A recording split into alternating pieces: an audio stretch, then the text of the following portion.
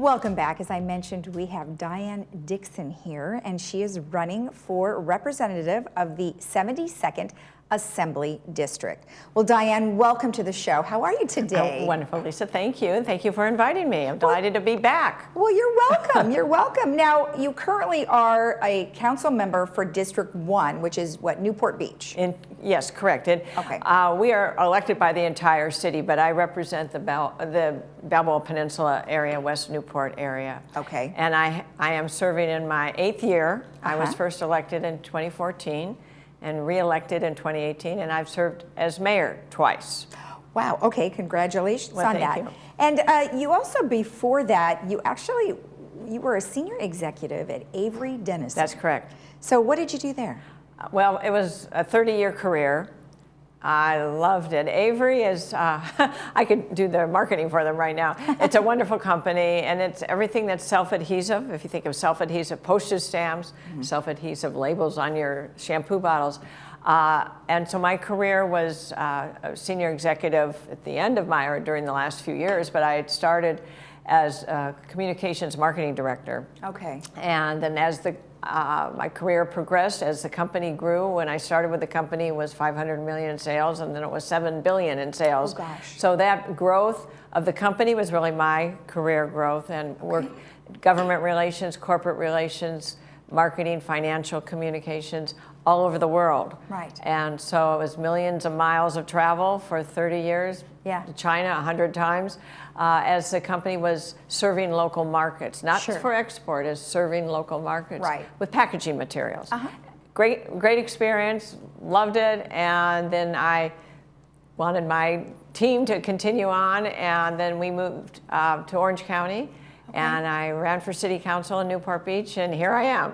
Well, you know, it's interesting because you're not the only person that has a career and still would run for a city council. Yes. Many people hold careers and still run, and I know that it's a tough job to have because you have to not only work, but then you are also having to spend all your time with the council meetings and all of that too. So it's a lot of work. So I can imagine it's a full-time job. It is, right? Right. This is what I heard. But you don't get paid. It's a volunteer job. Right. It's a volunteer job. All right. Well, let's talk a little bit about why you are currently running for the Assembly District of 72. Well, first of all, thank you for having me here, and I'm returning here because I was running for the Assembly in 2020, the same district, and I came within less than 1%.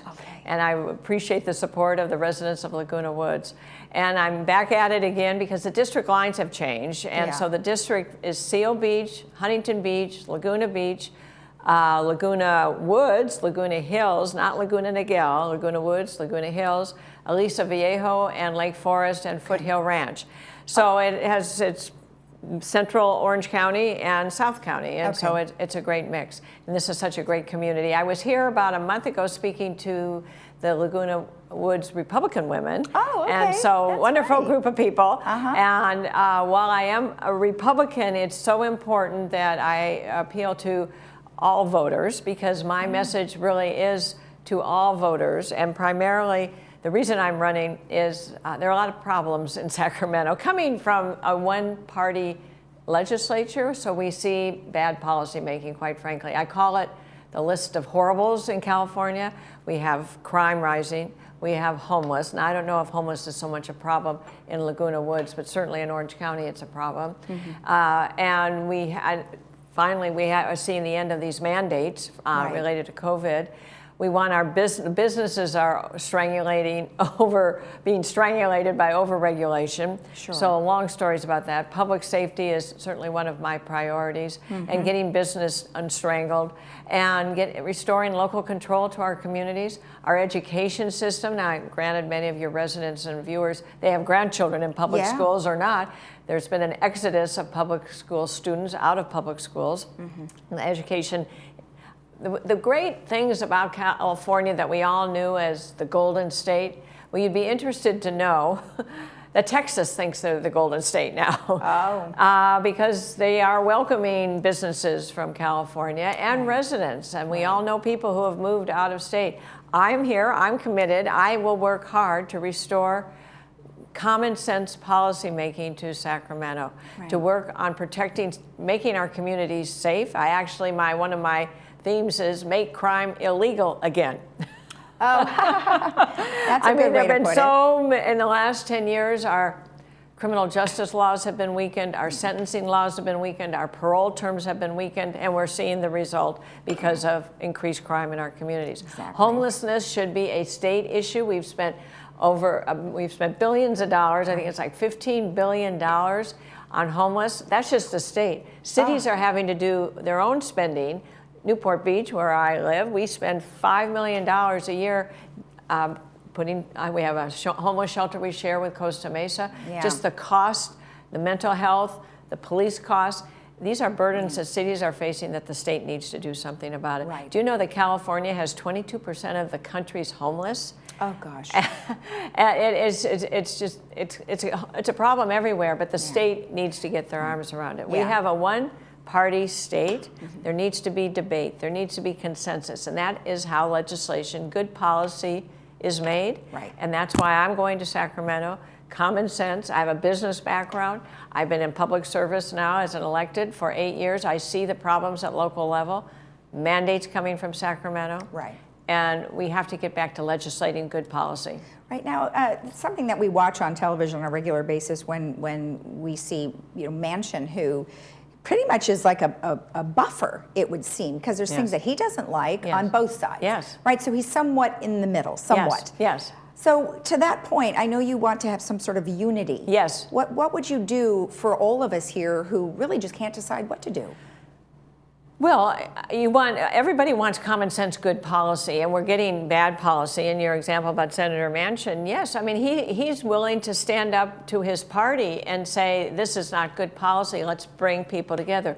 I am perfectly comfortable in reaching across the aisle. There are moderate Democrats who want to work with Republicans. That's how laws get passed. Yes. Progressives is a word we hear about. I mean, we have them in Congress. We have, in fact, the President Biden's State of the Union, they had a progressive speaker against the president. So the progressives in California actually are targeting the moderate Democrats. So we really have to.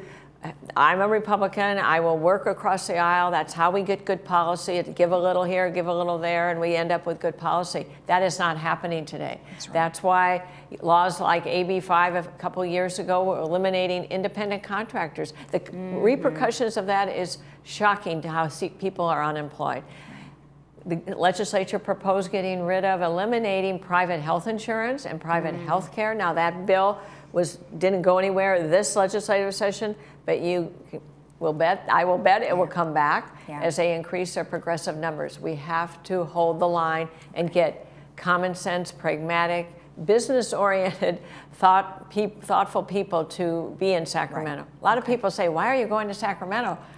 Somebody has to go. Somebody has to go, and if we don't elect good people, what are we left with? So that's why I'm running. Well, all right. Well, thank you for all of that great information. Now, if somebody wanted to know more about you, I think on March 12th, you're going to have an event. Yes, in Lake Forest. We'll have a meet and greet. It's on my website. All right. And that website is DianeDixonAssembly.com. Very simple. And I welcome people from any party, independent, Democrat, Republican, somebody who wants a common sense solutions to California's homelessness, rising crime, high taxes. I didn't talk about the hot price of gasoline. Just one little fact for people. I think gasoline is now about $5 and a few cents over $5 in California. Do you know, in Arizona, it's like $3. And why is the difference? Because California imposes additional taxes. That's right. $1.18 is on every gallon of gas in California, only for California. We've got to deal with that. We have a $50 billion surplus that should be repaid back to the taxpayers. Right. So there's a lot that really needs to be done differently, and I'm going to shout from the rooftops to help government operate more efficiently and return the money back to the people. I love it. Thank you so much. Well, I appreciate the information. Sure. And good luck. Well, I appreciate it. Thank you. All right. I appreciate it. Take care. Have a good day. All right.